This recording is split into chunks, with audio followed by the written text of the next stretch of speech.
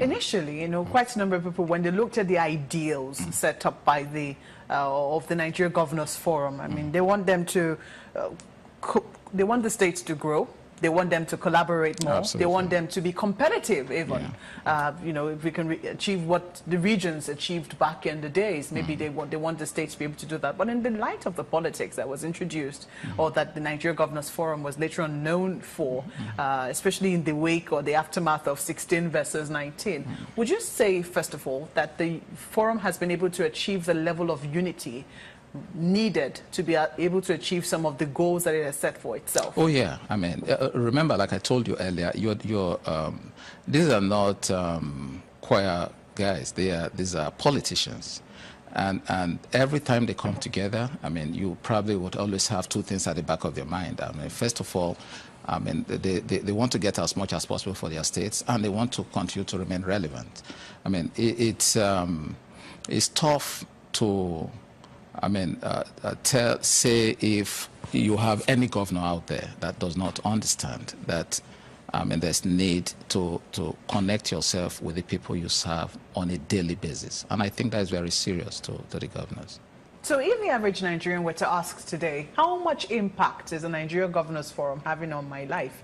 Or why should I even care about the Nigeria Governors Forum, except that, governors are perhaps taking funds that are due my state and paying their dues with it to the Nigeria Governors Forum? Can they really say that the forum itself has had an impact on their lives? Oh, absolutely. I can guarantee in what that. areas? Now, I could mention specific initiatives, for instance. If you take polio eradication, the whole plan to get polio out, it's been anchored by the Governors Forum. And the mileage achieved by the federal government, I must tell you, would not have been possible but for the role of the Nigerian Governors Forum. The forum, too, has been able to connect with a number of federal government initiatives.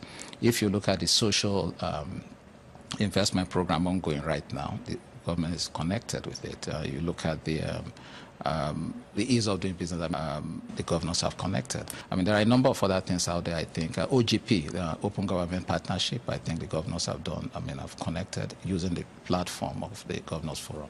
I mean, each time they come together, it's much easier to discuss some of these issues and share best practices. I mean, and I think, as you know, a number of the governors come from varied backgrounds. You have some of them that are core politicians, some are medical doctors, accountants, and all that. There's no school where you learn how to be a governor, but of course, the basic things you need to implement the kind of things you do in your state, you could actually always benchmark from some of your other colleagues. And I think that has helped a lot in, putting the country forward. Let's talk about the peer review mechanism. No. In addition to that, if you look at the recession, for instance, a number of things have happened in the states over time, I think, that have contributed to us getting out of the recession. That is the feedback we get right now based on what our researchers are doing on the field. Okay. Yeah.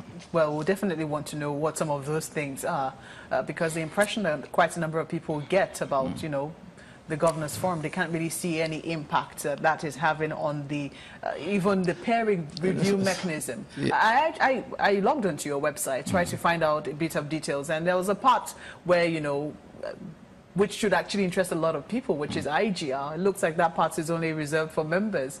It had a username and password, so even at a glance, citizens cannot see how states are doing comparatively to one another. No, I'm shocked. That's not the plan. I mean, that ought to be open to the public. I'll check that out when I get back to the office. Okay, yeah, so if you were to look at it, in terms of how states are doing, especially in the days of states needing to do more for themselves, states being encouraged to know that the days of oil-free oil money are almost over or are going out of fashion. How would you say states are taking their internally generated revenue sources? The records we have today show that over 40% of the states have shot up their IGRO by over 50%. Those records are out there. I'm shocked they are not, you can't get that in public. A number of the states today have better infrastructure for managing their debt profile.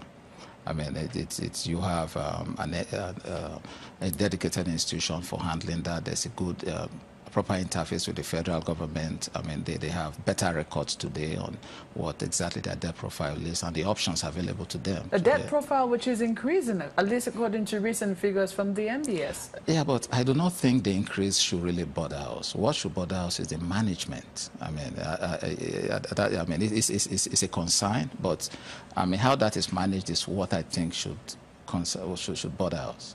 I mean, yeah, because debt is an intricate part of running an economy, and what we advise is that people should be prudent. I mean, and be mindful of your revenue inflow, and be efficient in how you manage your debt. I mean, those are some of the things we advise them to do. How seriously would you say that governors are taking the competition?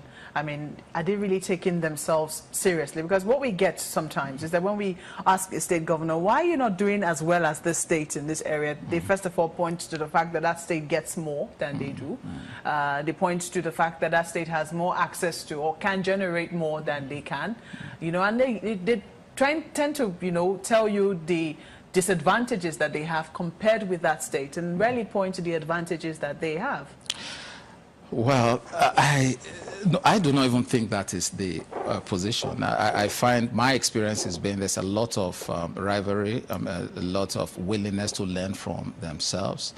And remember, every time you talk to a governor, you get responses like that. It's not like telling you that it's not taking into consideration the kind of things happening in other states and the need for him to improve.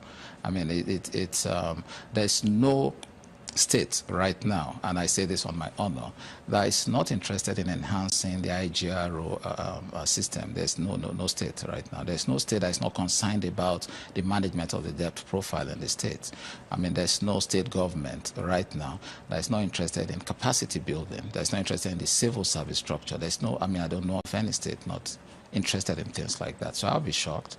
I mean, if I know, of course, I mean, it's easy to say, wait a moment, state A gets more than my state, or state A, I mean, they have more access, so I do not belong to the ruling party and all that. I mean, in fact, I mean, that is not exactly what they're doing on the ground. When you look at the fact that states are, you know, some states are owing salaries, some states owe pensioners, would you say that they're also competing in those areas and finding out how the states who don't owe, you know, are faring and managing? Yes. I mean, and we discuss that regularly at the forum level, and we've equally been able to link up with a number of the other officials responsible for these matters at the state level, and we have specific initiatives directed at that, and I think the response level from the states across the country, it's been very positive. Well, we'll have to take a break now. When we return, we will ask how the formation of regional groups impact the Nigeria Governors Forum. Please stay with us.